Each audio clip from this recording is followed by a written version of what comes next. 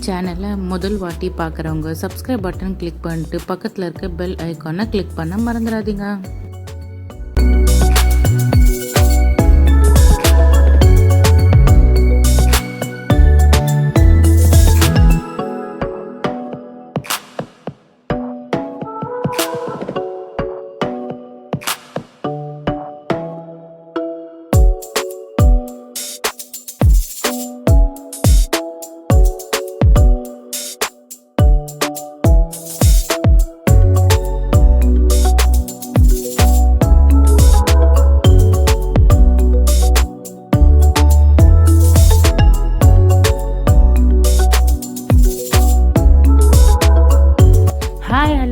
Welcome back to my channel Anu's fusion சமையல். நான் சொல்லியிருந்த மாதிரி நெக்ஸ்ட் வீடியோவில் ரொம்ப இன்ட்ரெஸ்டிங்கான 14 இட்லி கீ சாம்பார் தான் பார்க்க போகிறேன்னு சொல்லியிருந்தேன்.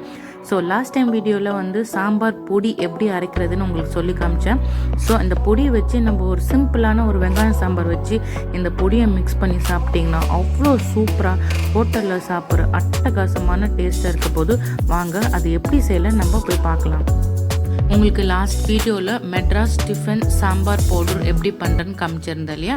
ஸோ அந்த பவுடர் வச்சு நம்ம ஒரு சாம்பாரில் எப்படி சேர்த்து பண்ணுறதுன்னு இப்போ நம்ம பார்க்க போகிறோம். ஒரு ஷார்ட் ரீகாப்பை தான் இதில் காமிச்சிருக்கேன்.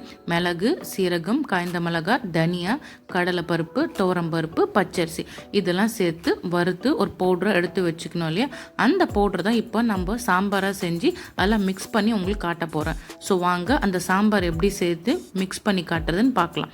இப்போது ஒரு பேனில் 2 டேபிள் ஸ்பூன் அளவுக்கு எண்ணெய் சேர்த்துட்டு அதில் கடுகு, உளுத்தம்பருப்பு, வெந்தயம், ஜீரகம் எல்லாம் 1 ஸ்பூன் அளவுக்கு சேர்த்து நம்ம சாம்பாருக்கு பண்ணுற மாதிரி வதக்கிக்கலாம். அப்புறமா காய்ந்த மிளகாய் 4 ரெட் சில்லி சேர்த்துக்கலாம். இதில் சேர்த்துட்டு இன்றைக்கி நான் இந்த சாம்பாருக்கு சின்ன வெங்காயம் சேர்த்தா ரொம்ப நல்லாயிருக்கும். ஸோ அதனால் கறி லீவ் சேர்த்துட்டு சின்ன வெங்காயம் 1 கப் அளவுக்கு, தக்காளி 2 தக்காளி பொடிசாக கட் பண்ணி வச்சுருக்க தக்காளி. ஸோ இந்த ஹோட்டலில் யூஸ்வலாக சின்ன வெங்காயம் தான் சேர்ப்பாங்க. ஸோ அந்த சாம்பாருக்கே ரொம்ப டேஸ்ட்டாக இருக்கும். ஸோ அதனால் சின்ன வெங்காயம் இல்லைன்னா பரவாயில்ல, நீங்கள் பெரிய வெங்காயம் கூட சேர்த்துக்குங்க. ஸோ இப்போ சின்ன வெங்காயம் தான் நல்லா டேஸ்ட்டாக இருக்கும். இதை நல்லா வதக்கிக்கோங்க. வதக்கிட்டு இப்போ நான் பருப்பு வேக வச்சு எடுத்து வச்சுருக்கேன். இங்கே பாருங்கள், வேக வச்சு எடுத்து வச்சுருக்கேன். நான் மஞ்சள் போட்டு, பெருங்காயம் போட்டு, கொஞ்சம் உப்பு போட்டு வேக வச்சுருக்கேன். இதில் ஒரு எலுமிச்சப்பழம் அளவுக்கு புளியை கரைச்சி எடுத்துட்டு இந்த பருப்பில் இதில் சேர்த்துட்டு நம்ம யூஸ்வலாக எப்போவுமே ஒரு வெங்காயம் சாம்பார் வைப்போம் அந்த மாதிரி சாம்பார் தாங்க நம்ம வச்சுக்கலாம். வச்சுட்டு இந்த அரைச்ச வச்சுருக்கோம் இல்லையா இந்த டிஃபன் சாம்பார் பவுடர் அதில் நம்ம சேர்த்துக்கலாம். இதுக்கு தேவையான அளவுக்கு உப்பு சேர்த்துக்குங்க. சேர்த்துட்டு உங்களுக்கு உப்பு கரெக்டாக இருக்கான்னு நீங்கள் செக் பண்ணி பார்த்துக்கோங்க. அதுக்கப்புறமா சாம்பார் நல்லா கொதிக்க விடணும்.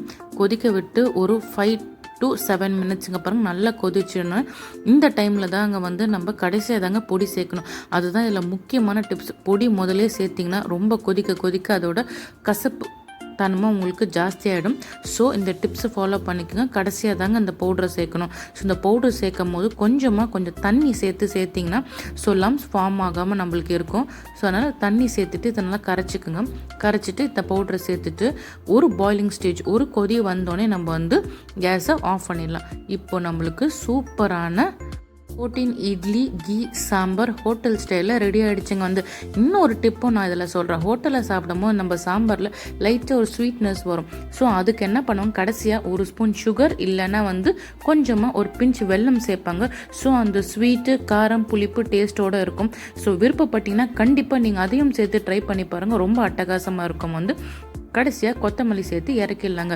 நம்மளோட சாம்பார் ரெடி ஆகிடுச்சு. ஸோ 14 இட்லிக்கு இந்த சின்ன இட்லி பிளேட் இருக்குது இல்லைங்களா ஸோ அதில் 14 இட்லி நம்ம ஊற்றிட்டு வச்சு நம்ம ஹோட்டலில் சர்வ் பண்ணுற மாதிரி சூப்பரான சாம்பாரை, நம்ம அரைச்சி விட்ட சாம்பாரை, கார சாம்பாரை இது மேலே சேர்த்துட்டு கொஞ்சம் ஃபைனாக சாப் பண்ணி வச்சுருக்க அனியன் சேர்த்து, கொத்தமல்லி சேர்த்துட்டு 2 ஸ்பூன் அளவுக்கு நீங்கள் கீ மேலே ஊற்றி சாப்பிட்டு பாருங்களேன். அவ்வளோ டேஸ்ட், நாக்கில் எச்சி ஊறுங்க. கண்டிப்பாக நீங்கள் ட்ரை பண்ணி பார்த்துட்டு எப்படி வந்தது எனக்கு கமெண்ட் செக்ஷனில் சொல்லுங்கள். ஸோ இந்த வீடியோ பிடிச்சிருந்தா லைக் பண்ணுங்கள், ஷேர் பண்ணுங்கள், மறக்காமல் என் சேனலுக்கு சப்ஸ்கிரைப் பண்ணுங்கள். பக்கத்தில் இருக்க பெல் ஐக்கானை கிளிக் பண்ண மறந்துடாதீங்க. அப்போ தான் நான் போடுற வீடியோஸ் அப் டு டேட் உங்களுக்கு சேரும். Thank you. Stay home, stay safe, பாய்.